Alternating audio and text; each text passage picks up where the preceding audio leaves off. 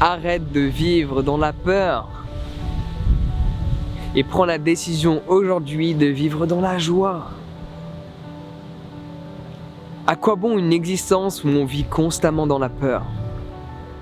À quoi bon une existence où quand on se réveille le matin, on a peur que quelque chose de négatif nous arrive? Les risques sont toujours là. Avec ou sans virus, le risque de mourir est là chaque jour. Oui, tu peux te faire renverser dans la rue. Oui, tu peux mal tomber. Oui, tu peux faire une indigestion. Oui, tu peux avoir des problèmes cardiovasculaires reliés à la nourriture que tu as consommée. Oui, tu peux ne pas te réveiller.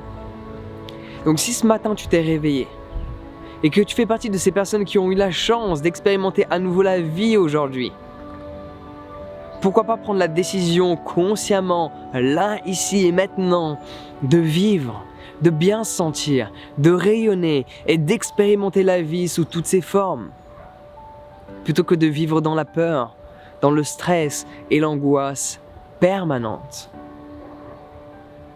Si tu t'es réveillé ce matin et qu'il n'y a personne que tu connais qui est décédé, célèbre la vie. Et si tu connais une personne qui est décédée, célèbre la vie également, parce que cette personne, si elle t'aimait, elle ne voudrait pas te voir triste. Elle voudrait te voir rayonner, expérimenter la vie et rigoler à longueur de journée. Donc la meilleure des choses pour l'honorer, c'est de vivre avec un grand V. Le but de cette vidéo, c'est simplement de te faire réaliser que des problèmes, il y en aura toujours. Des menaces, il y en aura toujours. Des dangers, il y en aura toujours.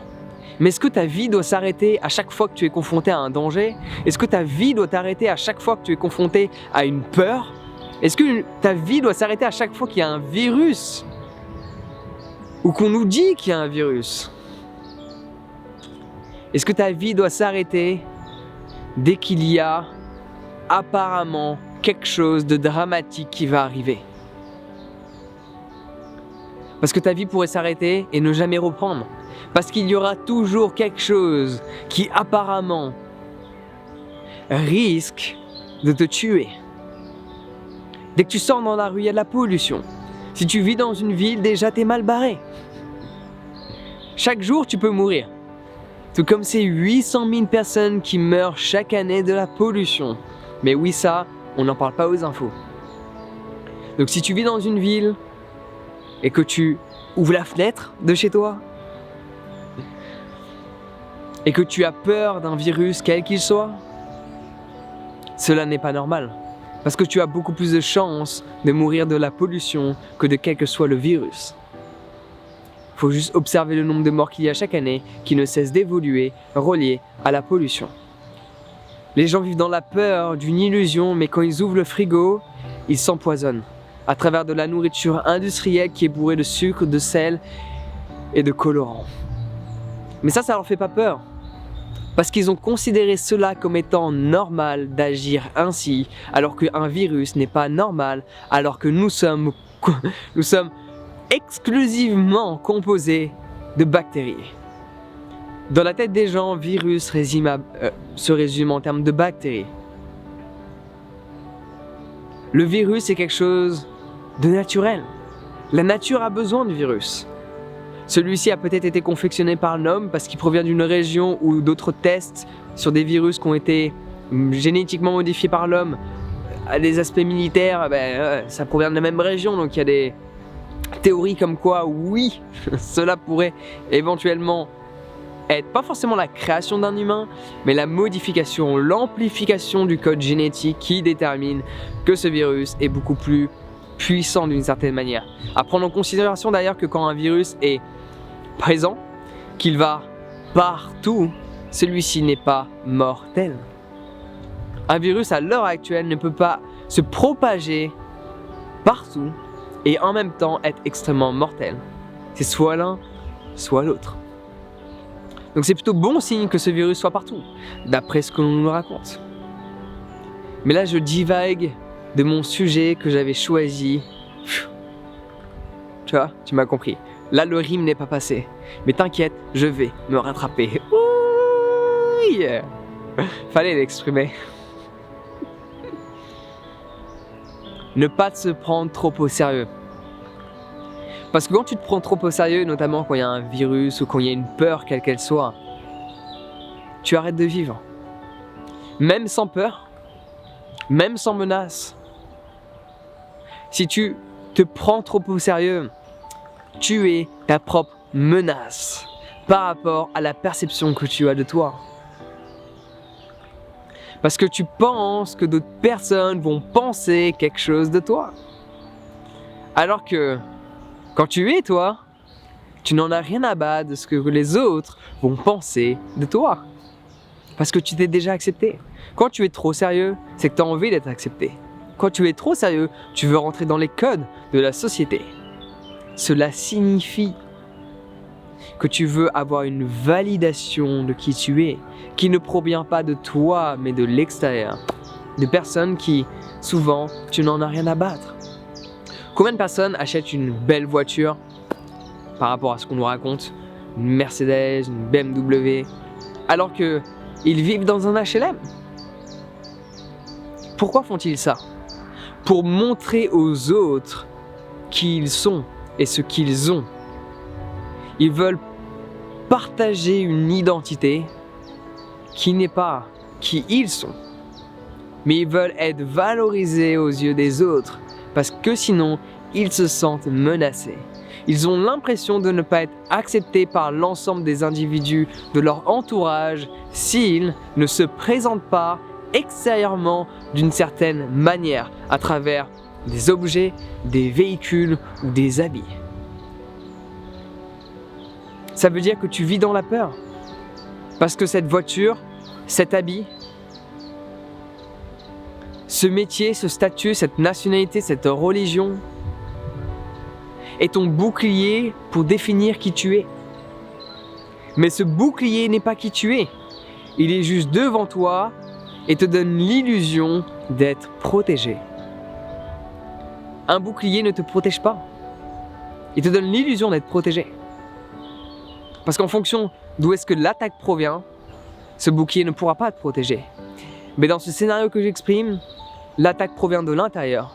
Parce que dès lors que ton bouclier ne fonctionne plus, que tu n'as plus cette voiture, que tu n'as plus ce statut, que tu n'as plus cette perception de cette protection, tu es vulnérable. Et quand tu acceptes d'être vulnérable, tu vis ta vie en étant extrêmement heureux dans ton quotidien.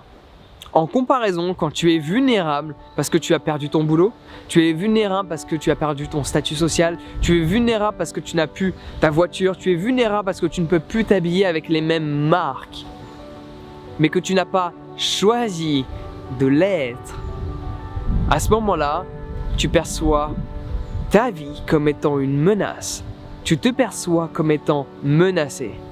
Parce que tu penses, sans pourtant que ce soit la réalité, mais tu penses ne plus pouvoir obtenir la validation des autres, étant donné que tu n'as plus le même statut social. Tu n'as plus la même apparence. Mais cela n'a très peu d'importance. À partir du moment où tu t'acceptes toi, je peux te garantir que d'autres personnes vont t'accepter. Parce qu'il y a des gens dans ce monde qui aiment ceux qui sont qui ils sont. Tout ça pour dire que si tu veux arrêter de vivre dans la peur, vivre dans la joie, sois toi. Libère-toi de la superficialité. Cela ne veut pas dire ne pas en posséder. C'est ok de posséder des choses. Tu peux posséder autant de choses que tu veux. Le détachement n'est pas de ne rien posséder, mais que rien ne te possède. Laisse-moi répéter ça. Le détachement n'est pas de ne rien posséder, mais que rien ne te possède. Une citation de la Bhagavad Gita. Donc tu peux posséder quoi que ce soit, mais ne laisse pas ces possessions déterminer qui tu penses être. Et quand tu es sûr sur qui tu es, et que tu ne laisses pas ces habits, ces styles vestimentaires, fallait le faire. Ces styles vestimentaires définir qui tu es, quand tu ne laisses plus les idées, les perceptions les mouvements politiques ou culturels affecter ta perception des choses, tu ne pourras pas vivre dans la peur. Parce que tu verras uniquement de la beauté en face de toi, étant donné que tu seras connecté à l'instant présent, vu que tu arrives à être connecté dans ton centre. Quand tu arrives à être connecté en toi, à te sentir aligné avec qui tu es, détaché de toute superficialité, tu vivras dans ce monde. Pas forcément sans peur, mais sans que la peur impacte le fait que tu puisses vivre. Il y a des choses qui me font peur, mais je ne laisse pas ces peurs me contrôler.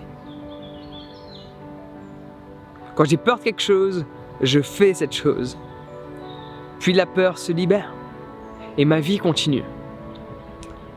Et l'expérience de la vie est pleinement nourrissante quand tu affrontes tes peurs. Si tu as peur d'un virus, tu as peur d'aller dehors, respire l'air frais, va dans la nature et réalise que tout va pour le mieux. Et à ce moment-là, cette peur que l'on avait créée disparaît. Mais souviens-toi que toutes ces peurs sont contrôlées uniquement avec tes propres pensées. Donc si tu veux apprendre à t'en libérer, j'ai un guide gratuit sur comment méditer. Et tu peux le télécharger en cet instant donné en cliquant sur le lien en dessous de cette vidéo. Ou au-dessus en fonction de sur quelle plateforme tu es. Donc télécharge-le, il va grandement t'aider à